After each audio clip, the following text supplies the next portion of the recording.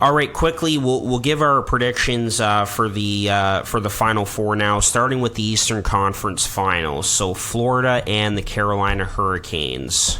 Let's hear it.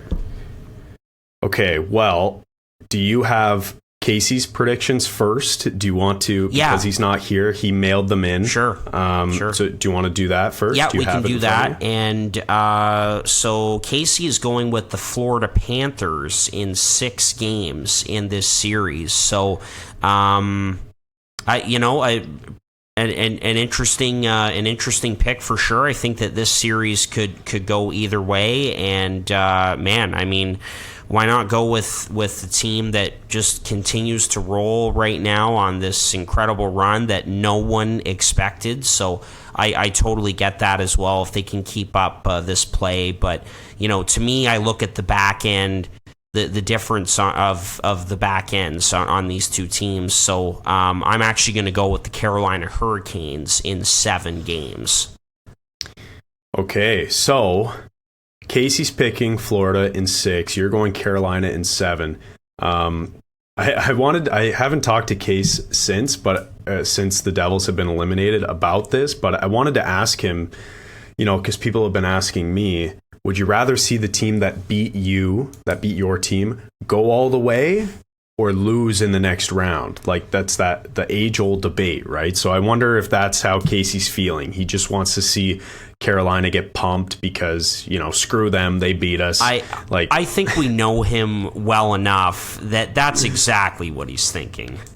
Yeah, and so that was in the back of my mind when I read his prediction there. But I'm going to go with Carolina in 7 for some of the reasons I mentioned earlier. So I'm going to go with you on Carolina in 7 here, just because, they're well coached. They have that next man up mentality. Yeah. And, I questioned last series if the injuries and the fact that they were missing some key players was going to be a problem for them. And it wasn't at all. They play such a well-structured team game that I don't think it matters if they don't have a guy, who scores 40 or 50 goals a year. Like, it just doesn't matter the way they play. I have a few numbers I'll read for both series here, just a bit of a preview. Sure. Head-to-head this season, Carolina took 2 games to 1, so 2-1-0 for Carolina head-to-head. In terms of points percentage, Carolina finished 2nd in the NHL, and Florida finished 18th and made the playoffs, which, by the way, that's now 2 teams who have finished in 18th in the NHL who have beat the Leafs in the playoffs. Can you guess the other one? Here's a little trivia. The Montreal Canadiens. Obviously, yeah. Right? I think I said that a million times when that happened. They shouldn't have even been in the playoffs, but I digress. In terms of goals for per game, Florida's offense was a tank all year long, so they took it. They were 6th in the NHL. Carolina was 15th. Goals against per game, though, and this is all regular season, by the way. I think that was pretty clear, but wanted to clarify. Goals against per game, Carolina was 2nd in the NHL, and Florida was 21st. So Florida is very much a high-event team. A lot happens, good and bad, when they play, and that was evident in the series against the Maple Leafs. Like, chances were just insane. And actually, not to make this about the Leafs, but Sheldon Keefe said in his press conference that the guys were kind of, like, his players were kind of surprised at how open the series began through the first 2 games. They were shocked to be getting the types of chances they did against Florida because they didn't get any of those against Tampa. That's a good point, yeah. Yeah, the problem was they just couldn't bury. No. Power play this year, Florida was 10th in the NHL and Carolina was 20th. I guess because they don't have those stars, that firepower, that kind of makes sense. Mm-hmm. But penalty killing, which really comes down to coaching and systems, which Carolina is really good at. They were 2nd in the NHL, and Florida's PK was 23rd. So there's some numbers. Okay.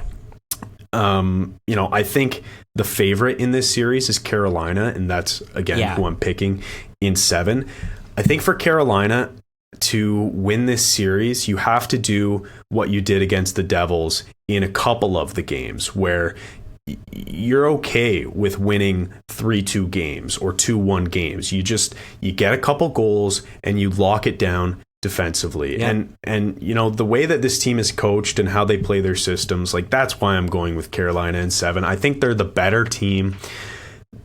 I don't think Florida has been the best team in either of their series, but they have found ways to win, and I think because of that, they're kind of riding this emotional high. Mm-hmm. So I'm not counting them out by any means, but if I'm just looking at the numbers and putting the, you know, intangible aspects aside, I think Carolina is the better team, and they should win this series. So 7 games. I agree, and you know, I'm kicking myself, I got to tell you, man, because when I was thinking of Stanley Cup favorites at the beginning of the season, the first team that popped into my head was the Carolina Hurricanes, but things happen, right? And that you can't predict. You know, Pacioretty and Svechnikov and Teravainen all go down before the postseason. So I said, well, come on. Like, they're not going to be able to make up for the losses of those players. But here they are. I mean, it's 2 resilient groups going at it. One really cool storyline to follow in this one is the 2 head coaches, because Rod Brind'Amour had Paul Maurice as his head coach in Carolina in 2002. And then, of course, Rod won the Stanley Cup with the Carolina Hurricanes in 2006, the last time that they were there. So there we go. And Eric Stahl was on that team. Yeah. Who is now playing for the Panthers. And we're going to see 3 of the 4 Stahl brothers in this series as well. So a lot of great storylines for sure.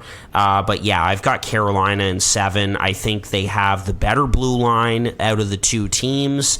And I think they're just a better team. And it looks like Teravainen is close to coming back as well. So at least you're getting one of those 3. But, man, the depth that they've had, like guys like Jordan Martinook have been fantastic in this postseason. And other guys, too, that kind of fly under the radar, just really good depth players like the Stefan Nasons and the, McEachrons, and Kotkaniemi has even had flashes in the playoffs. So it's very next man up for this Carolina team as well. I think both teams play so hard. They win puck battles along the walls.